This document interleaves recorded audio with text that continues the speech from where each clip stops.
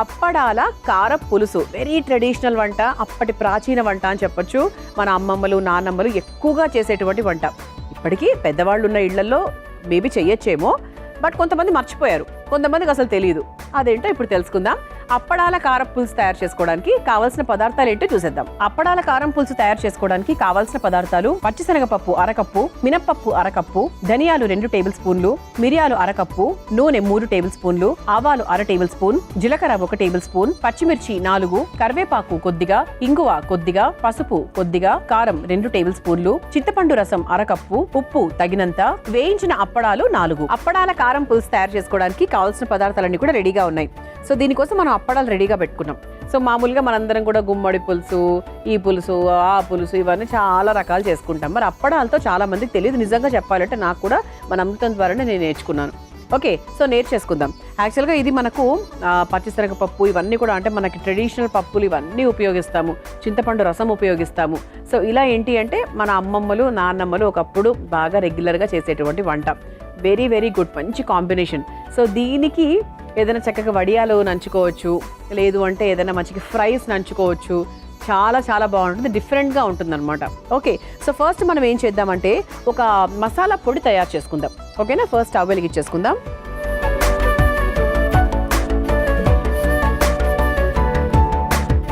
So కొంచెం మనకు బాండి వేడెక్కాలి. యాక్చువల్గా ఈ జనరేషన్ పిల్లలకు మనం ఈ వంటలన్నీ కూడా ఏదో ఒక రకంగా చేసి పెడుతూ ఉండాలండి.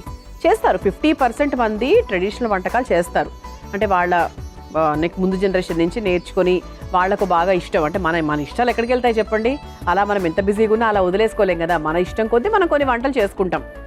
బట్ ఇంకా కూడా అంటే పిల్లలకు కూడా పెట్టాలి. సో మనం ఏదో తినేసి వాళ్ళకి అది ఇది అలవాటు లేదులే, వాళ్ళు తినరులే, వాళ్ళకి ఏదో ఒకటి వేరే పెడదాము అలా అనుకోకూడదు. సో మనం తినే ఫుడ్, మనము అలా ట్రెడిషన్తో వచ్చేటువంటి ఫుడ్స్ ఏవైతే ఉన్నాయో అవన్నీ కూడా మన ఈ జనరేషన్ పిల్లలకు కూడా పెట్టాలి. అప్పుడే కదా వాళ్ళకి మన ట్రెడిషనల్ వాల్యూస్, మన ప్రాచీన వంటలు ఇవన్నీ కూడా అలవాటు అవుతాయి. అంతే కదండి. బికాస్ ప్రతి వంటకంలో అప్పుడు ఉపయోగించిన ప్రతి వంటకంలో ఏదో ఒక ఆరోగ్య సూత్రం ఉంటుంది. సో బాండి వేడెక్కిపోయింది కాబట్టి ముందుగా కొన్ని పప్పులు మనం వేయించేసుకుందాం. ఫస్ట్ శనగపప్పు,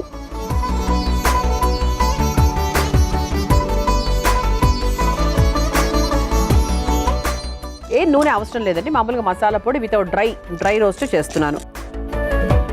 సో ఇదేనండి నేను చెప్పిన అప్పడం. ఏంటంటే ఇది మన ఇంట్లో ఉంటుంది కదా, జనరల్గా 90% ఉంటాయి.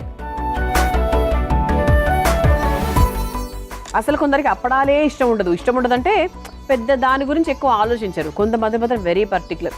మా ఇంట్లో మాత్రం అప్పడాలు అనేవి చాలా పర్టికులర్. ప్రతిరోజు కాకపోయినా కూడా సెలవు రోజుల్లో చెప్పాను కదా, సాటర్డేస్ సండేస్ అందరూ కలిసి భోజనం చేస్తున్నప్పుడు అలాంటి టైంలో మాత్రము నిజంగా అప్పడాలు అనేవి ఒక సెలబ్రేషన్ లాగా. అవి ఉంటే ఒక మంచి టేస్ట్. ఇందులో కాస్త మినప్పప్పు,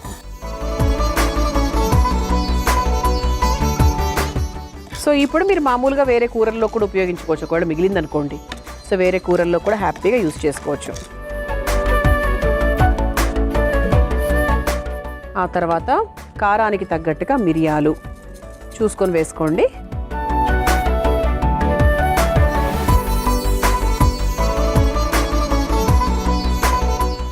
మనం ఇందులో ఎండుమిరపకాయలు ఏం వేయట్లేదు. సో కారం పులుసు అన్నమాట ఏం కారము, మామూలుగా ఎర్రకారం వాడుతున్నాం.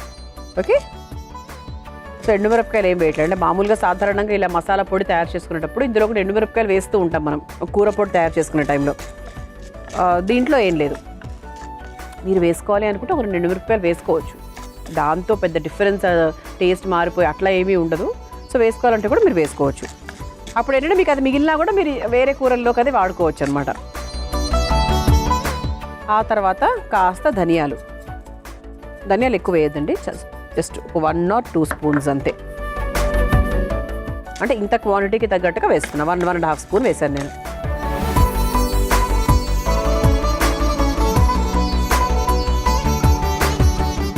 సో డ్రై రోస్ట్ చేసుకుంటే మనకి ఎక్కువ రోజు నిలువ ఉంటుంది.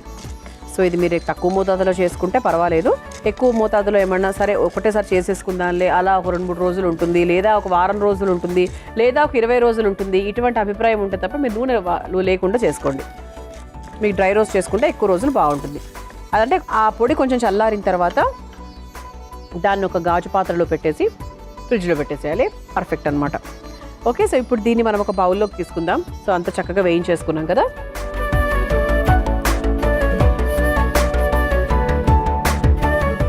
అసలు నిజంగా పప్పులు వేగాక వచ్చే స్మెల్ అసలు మామూలుగా ఉండదండి. సో స్టవ్ ఆఫ్ చేస్తున్నాను ప్రస్తుతానికి. ఇది కొంచెం మనకు లైట్గా చల్లారిన తర్వాత ఒక మసాలా పొడిలాగా తయారు చేసుకొని తీసుకొస్తా. ఆ తర్వాత మనం అసలైన ఆ పులుసు ప్రాసెస్లోకి వెళ్ళిపోవచ్చు. ముందుగా పొడిగా తయారు చేసుకొని తీసుకొచ్చేస్తాను.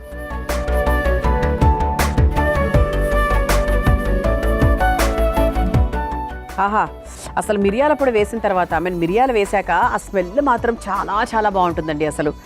ఓకే, ఇప్పుడు మళ్ళీ ఒకసారి స్టవ్ వెలిగించేసుకుందాం. ఇప్పుడు మెయిన్ పులుసు ప్రాసెస్ అన్నమాట. సో మన పాత్ర కూడా చక్కగా వేడిగానే ఉంది కాబట్టి ఇందులో కాస్త నూనె వేసేసుకుందాం.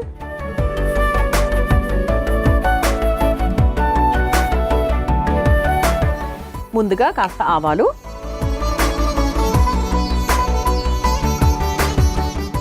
ఆ తర్వాత కాస్త జీలకర్ర,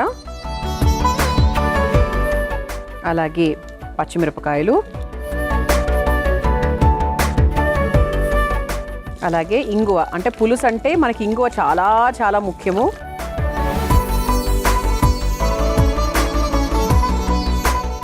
ఆ తర్వాత కాస్త పసుపు.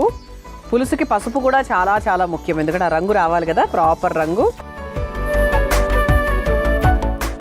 ఆ తర్వాత కరివేపాకు,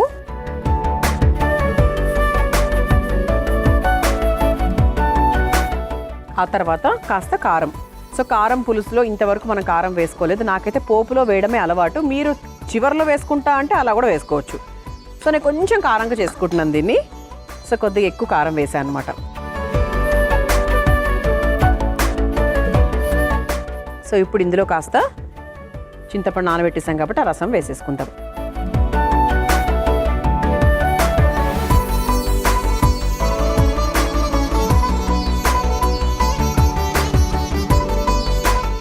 సో దీంట్లో ఇంకొంచెం మనకు వాటర్ పోసుకుంటే ఇంకొంచెం కూడా సారం వస్తుంది కదా. సో దాన్ని కూడా ఇందులో వేసేసుకోవాలి. చూసారా, అంటే కారము మనం పోపులో నూనెలో వేయడం వల్ల ఎంత మంచి కలర్ వచ్చిందో. అసలు మామూలుగా వేస్తే అంత కలర్ రాదేమో, అందుకే నేను ఎప్పుడు కూడా ఇదే మెథడే ఫాలో అవుతూ ఉంటాను. సో ఇందులో కాస్త ఉప్పు కూడా యాడ్ చేసుకుందాము. సో కారం వేసేసుకున్నాం, పసుపు వేసేసుకున్నాము, ఉప్పు. అంటే చింతపండు కారము కరెక్ట్గా ఉన్నప్పుడు ఉప్పు కూడా పర్ఫెక్ట్గా పడాలి. ఉప్పు తక్కువ పడింది అనుకోండి చాలా కారంగా అనిపిస్తుంది పులుసు. ఆ తర్వాత ఇది కొంచెం లైట్గా ఒక మరుగు వచ్చింది కదా. సో ఇప్పుడు మనం ఏం చేయాలంటే ఇదిగోండి, మనం ముందుగా తయారు చేసుకొని పెట్టుకున్నటువంటి ఈ మసాలా పొడి ఏదైతే ఉందో, శనగపప్పు, మినప్పప్పు, ధనియాలు, మిరియాలు, ఈ పొడి ఏదైతే ఉందో దాన్ని చక్కగా వేసేసుకొని ఒకసారి మిక్స్ చేసుకుందాం. చూసుకోండి క్వాంటిటీ ఎంత కావాలి ఏంటి అని దాన్ని బట్టి. సో చెప్పాను కదా, ఒకవేళ మిగిలిపోతే చక్కగా మనం ఏదైనా కూరల్లోకి వాటికి కూడా ఉపయోగించుకోవచ్చు. సో దీంట్లో కాస్త వాటర్ యాడ్ చేసుకుందాం. సో పులుసు కాబట్టి మనకు చక్కగా నీళ్ళగా జారుగా బాగుంటుంది.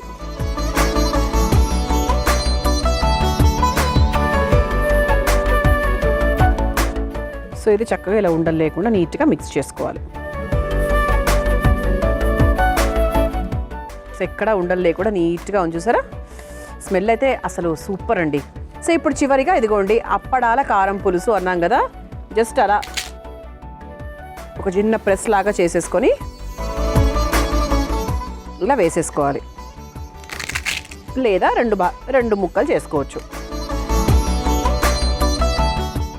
జస్ట్ ఇలా నానబెట్టినట్టుగా చేసి ఆఫ్ చేసేసుకోవడమే అంతే. సో మరీ దాన్ని ముందుగా వేయాల్సిన అవసరం లేదు. లాస్ట్లో ఇంకా దింపేస్తున్నాము అయిపోయింది అన్నప్పుడు ఇలా జస్ట్ ఇలా నానబెడితే చాలండి, సరిపోతుంది. ఇక స్టవ్ ఆఫ్ చేసేసుకోవచ్చు. ఎందుకంటే దీన్ని ఇంకా ఉంచితే అది బాగా సాఫ్ట్ అయిపోతుంది. ఈ వేడికి అయ్యే సాఫ్ట్నెస్ సరిపోతుంది, అంతకన్నా చేయాల్సిన అవసరం అయితే లేదు. సో స్టవ్ ఆఫ్ చేసేసుకున్నాము. మన సర్వింగ్ బౌల్ కూడా రెడీగా ఉంది కాబట్టి సర్వ్ చేసేసుకుందాం.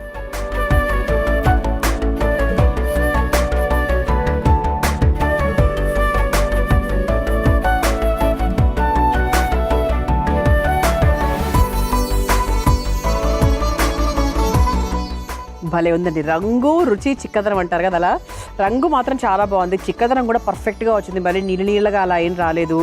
సో స్మెల్ అయితే బ్రహ్మాండంగా వస్తుంది.